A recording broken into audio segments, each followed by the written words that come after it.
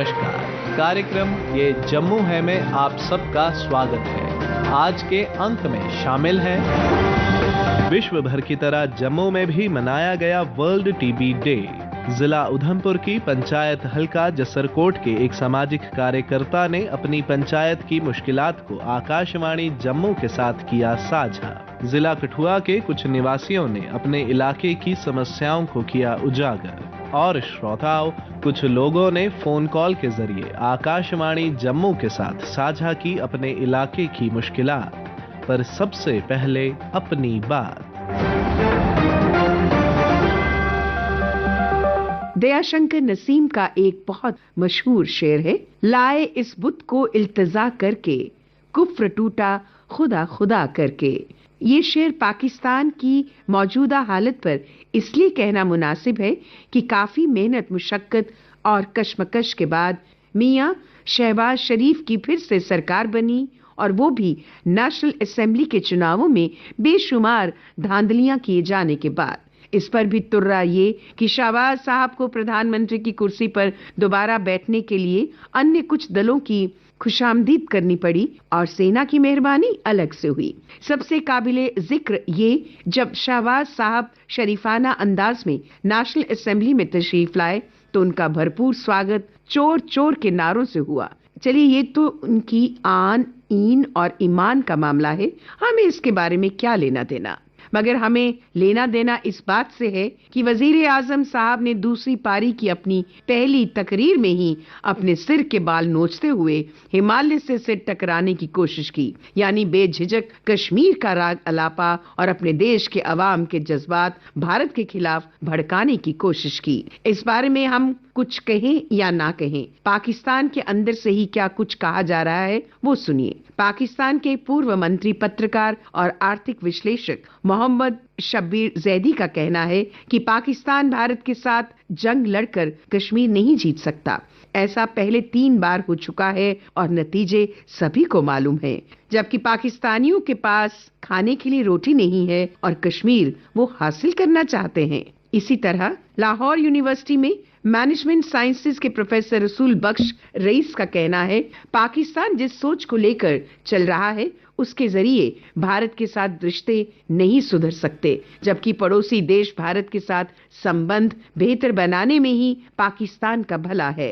सरगोदा विश्वविद्यालय में international relations के प्रोफेसर अशफाक अहमद का कहना है कि अगर पाकिस्तान की सरकार देश में व्यापार और पानी की कमी जैसे बड़े मुद्दों का हल चाहती है तो उसे भारत के साथ अपने संबंध सुधारने होंगे। ये थे उदाहरण कि हमारे पड़ोसी देश के लोग अपने नए प्रधानमंत्री को क्या-क्या नसीहतें देते हैं।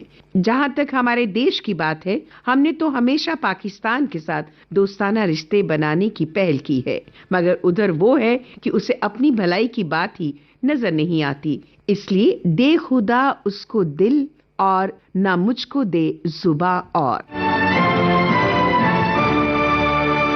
श्रोताओं, विश्व भर की तरह 24 मार्च को जम्मू में भी वर्ल्ड ट्यूबरकुलोसिस डे मनाया गया। इस संबंध में जागरूकता बढ़ाने के उद्देश्य से government chest disease hospital Jammu के चेस्ट स्पेशलिस्ट डॉक्टर जसकिरत ने कहा, वर्ल्ड टीबी बेसिकली हम इसलिए मनाते हैं ताकि हम लोगों में टीबी की बीमारी के रिगार्डिंग अवेयरनेस फैला सकें, लोगों को इस चीज का यकीन दिला सकें कि टीबी जैसी बीमारी का अच्छे से इलाज हो सकता है अगर वो समय पर अपना डायग्नोसिस बनवाएं, डॉक्टर से मिले और सही से दवाई खाएं। हम वर्ल्ड टीबी डे को इसलिए मनाते हैं ताकि लोगों के अंदर ये विश्वास पैदा हो कि टीबी को हराया जा सकता है। देखिए, सबसे पहले हमें ये चीज समझनी पड़ेगी कि अगर कोई टीबी का पेशेंट है तो उसे आपकी घर वालों की केयर के साथ साथ एक सपोर्ट की भी जरूरत है। और प्रिकॉशंस क्या क्या लेनी चाहिए, सबसे पहले तो हमें ये समझना होगा कि टीबी का जो ट्रीटमेंट है ये एक लंबा ट्रीटमेंट होता है, और जो पेशेंट है जिसको टीबी हो चुका है तो उस पेशेंट का मास्क पहनना बहुत जरूरी है, बहुत आवश्यक है। अगर वो मास्क पहनेगा वो जो इन्फेक्शन है बाकियों तक नहीं फैला सकता है। जरूरी हम देखा जाता है कि गलती ये करते हैं कि पेशेंट मास्क पहने या ना पहने पर उसके आसपास के लोग मास्क पहनना शुरू कर देते हैं,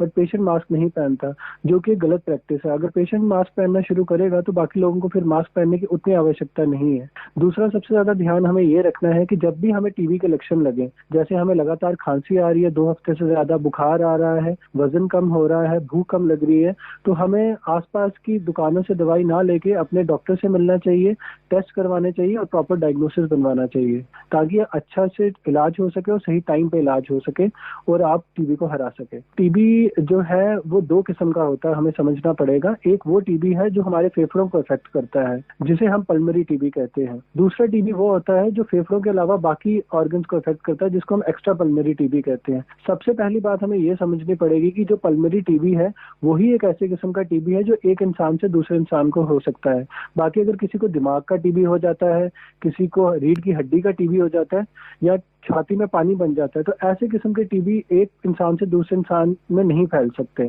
तो सबसे पहले किस किस्म का टीबी है ये कंफर्म करना बहुत जरूरी है।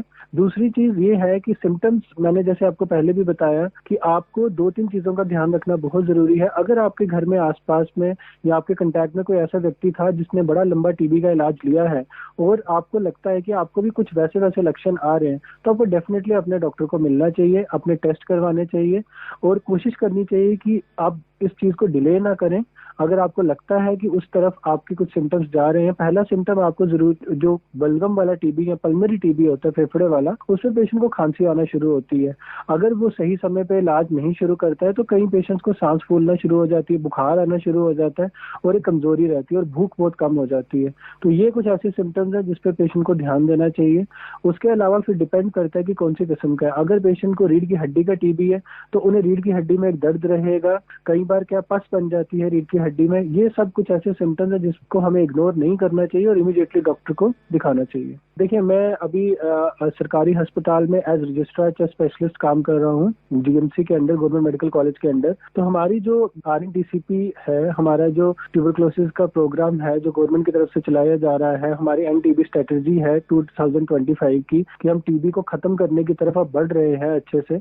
इसमें हम 2-3 चीजों का जो पेशेंट को इनकरेज कर रहे हैं। सबसे पहले जो सरकार ने एक बहुत अच्छा स्टेप उठाया है कि पेशेंट को टीबी की दवाई लेने के लिए जरूरी नहीं है कि उसे टीबी के बड़े अस्पताल में ही आना है, उसके घर के पास कोई भी सरकारी दवाखाने से अब उसको दवाई मिल सकती है। आपको सिर्फ अपना एक आधार कार्ड देके अपनी रजिस्ट्रेशन करवानी है और रजिस्ट्रेशन के बेसिस पे आपको इंडिया में कहीं पे भी आराम से दवाई मिल सकती है। दूसरी चीज है इंसेंटिव। इंसेंटिव का मतलब ये है कि पेशेंट को एक किस्म का सपोर्ट किया जाएगा गवर्नमेंट की तरफ से कि ताकि वो अच्छे से अपना टीबी का ट्रीटमेंट करवा सके। अब गवर्नमेंट ने एक और चीज स्टार्ट किया है कि जो लोग प्राइवेट डॉक्टर्स हैं, जो एज प्राइवेट डॉक्टर्स जो पेशेंट को रजिस्टर करवाते हैं टीबी रजिस्टर के अंदर, तो वैसे डॉक्टर्स को भी गवर्नमेंट जो है इंसेंटिव देती है और इससे डॉक्टर्स भी इंकरेज होते हैं कि वो ज्यादा से ज्यादा पेशेंट्स को रजिस्टर करवाएं।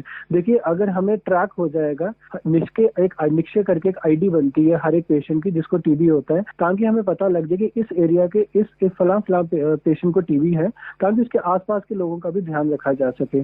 दूसरी हम एक और चीज करते हैं, अगर किसी के घर में किसी को टीबी होता है तो हम इंकरेज करते हैं कि फैमिली मेंबर्स को कि वो भी अपनी जांच करवाएं अगर उनको कोई सिम्टम्स आ रहे हैं। तो इन सब चीजों के जरिए हम टीबी को कंट्रोल करने की कोशिश कर रहे हैं। बेसिकली क्या है कि हमें समझना पड़ेगा कि टीबी का ट्रीटमेंट लाइफ लॉन्ग बिल्कुल नहीं चलता है, बट टीबी का ट्रीटमेंट लंबा चलता है, क्योंकि हमारी कोशिश होती है कि टीबी को जड़ से खत्म किया जाए। टीबी का ट्रीटमेंट 2 किस्म का होता है। अगर आपको सिंपल वाला टीबी हुआ है जिसको हम ड्रग सेंसिटिव टीबी कहते हैं, तो उसमें आपका इलाज 6 महीने चलता है।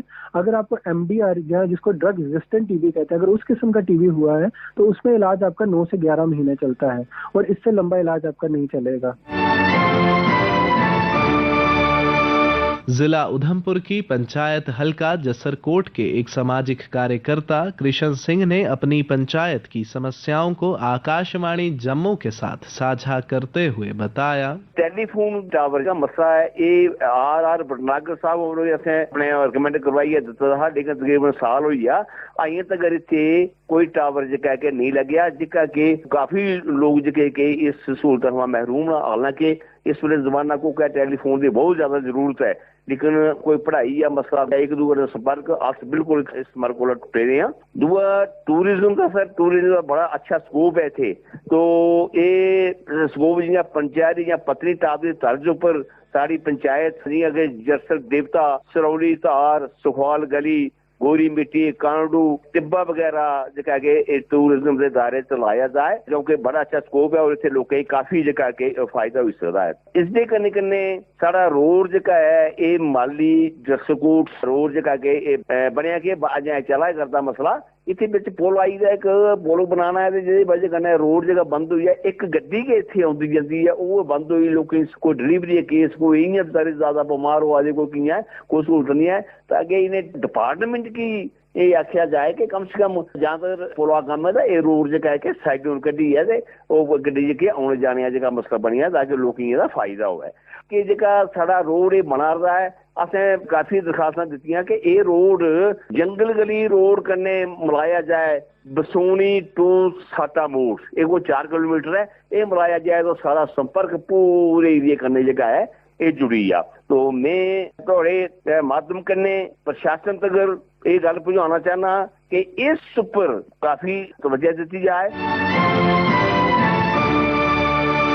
जिला कठुआ के एक सामाजिक कार्यकर्ता सरफराज सफदर ने तहसील बनी की समस्याओं को सरकार के समक्ष रखते हुए बताया, पिछले 1 महीने से जब तेज बारिशें इस पहाड़ी इलाके में हुई, उनका पानी अभी तक रोडों में सूखा नहीं है। जितने भी गड्ढे हो गए थे, खड्डे हुए थे बड़े, वो सारे फिलअप हो गए थे। उनका सारा पानी जो रोडों में है, आज तक ना उसकी बनी इंतजामिया ने, महकमे ने कोई उसकी रिपेयर वगैरह नहीं की है, जिसकी बदौलत आने जाने वाली गाड़ियों को काफी परेशानी होती है। और यहाँ तक कोई किसी वक्त भी गाड़ी पलटने का, हादसा होने का एक अंदेशा सभी लोग महसूस करते हैं। पंचायत हल्का जो डुग्गन है, इसमें मोड़ा छरोडी वार्ड नंबर 5 से आगे रोड की बड़ी खस्ता हालत है कि पंचायत हल्का डुग्गन में क्या यहाँ पर कोई इंतजामिया के लोग, कोई महकमे के लोग आते क्यों नहीं है, इसके पीछे क्या वजह है। और हमारा इस बनी इंतजामिया से गुजारिश रहेगी, डिस्ट्रिक्ट इंतजामिया और गवर्नर इंतजामिया से एक ही मांग रहेगी कि बनी दवान सड़क को जल्द से जल्द रिपेयर किया जाए।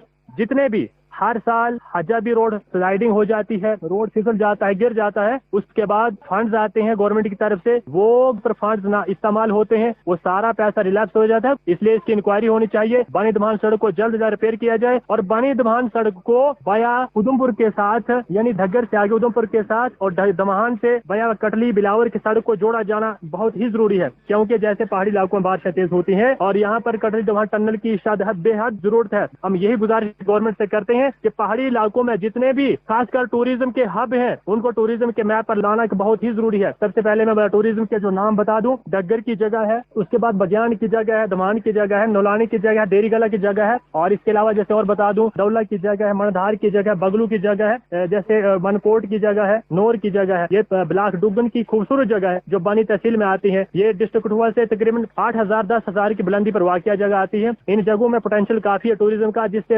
इकॉनमी काफी जनरेट हो सकती है और वो सारा पैसा जो है बाहर से टूरिस्ट का आने से इस इलाके में तरक्की भी होगी और सारा गवर्नमेंट को पैसा जाएगा, जिससे जो है बेरोजगार पढ़े लिखे नौजवानों को जो इस्लाम में पहाड़ी इलाकों में ऐसे बेकार बैठे हैं, वो अपनी जो है रोजगार के जरिए जो है एक दुकान या शॉप्स वगैरह खोल सकते हैं, जिससे जो है अपने पेट एक पाल सकते हैं। इसके अलावा जैसे पहाड़ी इलाकों में बारिशें जो होने की वजह से बिजली जो है ग्राउंड जीरो जैसे पावर हाउस से बंद हो जाती है, उसके बाद जो है एक दिन 10-10 घंटे आती नहीं है। ये भी तहसील बनी ब्लॉक डुग्गन में ज्यादा दिक्कत रहती है और डिस्ट्रिक्ट कठुआ की दूर दराज तहसील बनी और बनी के लोग काफी मुतासर हैं। जो बिजली के बिल वो भी जो है टाइम के नहीं आते हैं, जिससे लोग काफी परेशान हो रहे हैं। इसके अलावा जैसे डग्गर की कुछ ऐसी जगह है, मैक्सिमम जो दरिया क्रॉस करने के बाद दूसरे गांव को जाना पड़ता है, जैसे वहाँ पर पुलों की बड़ी जरूरत है। दमाहान की एक जगह, एक थलेतर की जगह, थलेतर और दमाहान के बीच में तकरीबन 4 किलोमीटर का फासला है। आबादी की बात की जाए दोनों अतराफ में, दोनों तरफ तो तकरीबन 5-5 हजार तकरीबन घरमान के चलते हैं तो हमारा अप्रोक्सीमेटली, लेकिन दोनों तरफों को जोड़ना एक ब्रिज का काम होता है,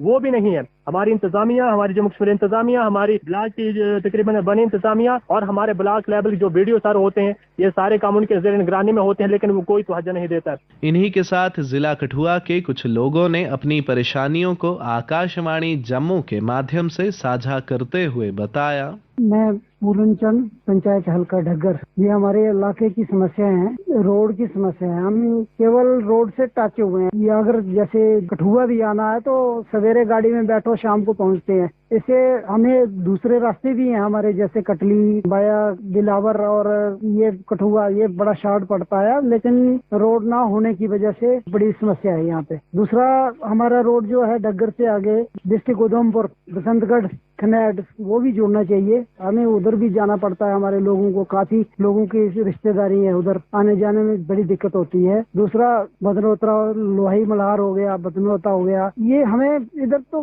बिल्कुल नहीं है, रोड की कोई सुविधा नहीं है अभी। तो ये हमारी ये समस्या है कि और रोड की पहले नंबर पर रोड की है, अगर ये टच हो जाए तो हमें थोड़ा आने जाने की सुविधा हो जाएगी। और हमारे बहुत सारे लोग जो हैं आज भी पैदल सफर करते हैं, आने जाने की दिक्कत कम हो जाएगी। बाकी हमारे ढग्गर से बनी गाड़ियां लगी हुई है मेटाडोर, रोड की इतनी खस्ता हालत होगी कि यहाँ पे अभी काम नहीं लगा है। पीछे अभी फ्लड पड़ा था, फ्लड के कारण रोड टूट फूट गए, कहीं रोड के डंगे थे वो बह गए और रोड जो है बड़े खस्ता हालत है। कहीं ऊपर वाला ना करे कि कोई ऐसा इंसिडेंट हो जाए, तो बड़ी समस्या है ये। अभी काम लगना चाहिए रोड का, और रोड का काम लगेगा तभी चल पाएंगी गाड़ियां ठीक ढंग से। दूसरे नंबर पे कुछ गाड़ियां ऐसी हैं यहाँ रूट पे चलती हैं, उनका परमिट रूट परमिट है, लेकिन वो टूर जब चली जाती है सभी चली जाती हैं, लोग सफर हो जाते हैं, फिर वही हिसाब हो जाता है, फिर रोड ना होने की और वही समस्या है। तो यहाँ सब गाड़ियां ना जाएं, कम से कम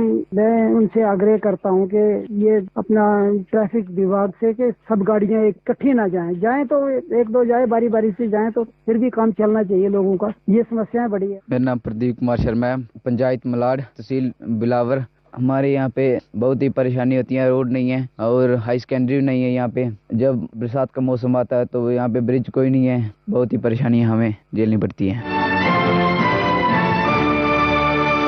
और श्रोताओं, कुछ लोगों ने फोन कॉल के जरिए आकाशवाणी जम्मू के साथ साझा की अपने इलाके की मुश्किलात। पेश है इसके कुछ अंश। नमस्कार है जी, वीरचंद ठाकर तहसील चिसाना कोटली से बोल रहा हूँ। यहाँ के ये मुश्किलात हैं कि यहाँ पर जो ये कोटली से शिकारी में जो रोड जाता है, इस रोड के बीच में नाला है बहुत जबरदस्त।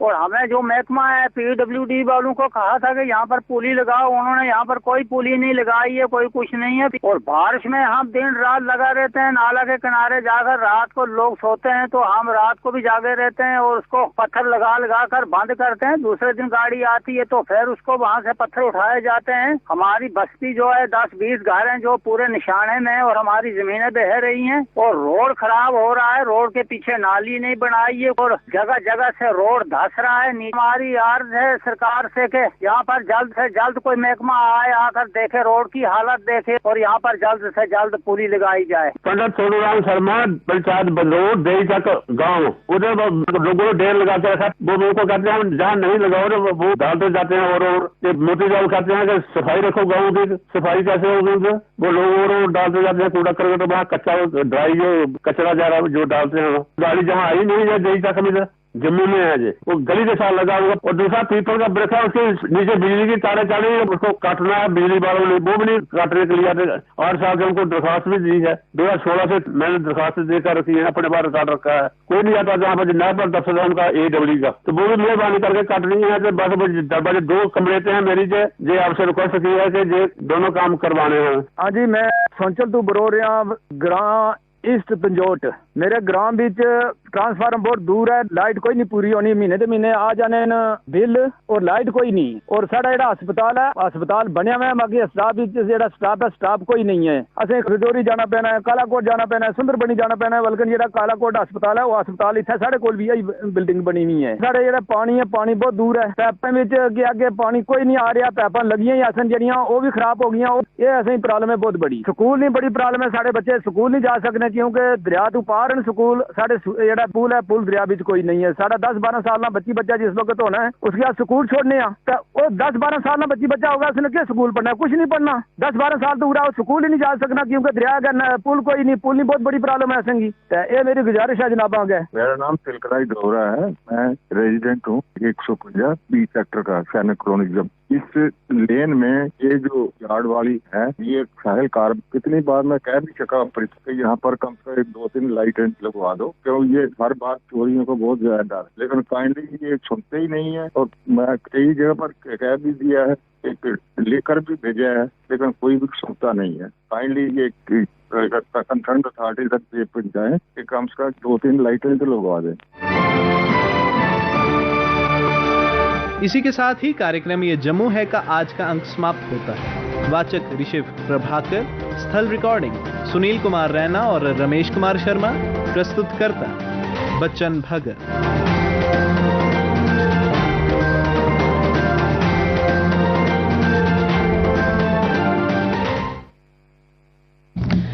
श्रोताओ, आप सुन रहे थे समसामयिक विषयों पर आधारित कार्यक्रम ये जम्मू है।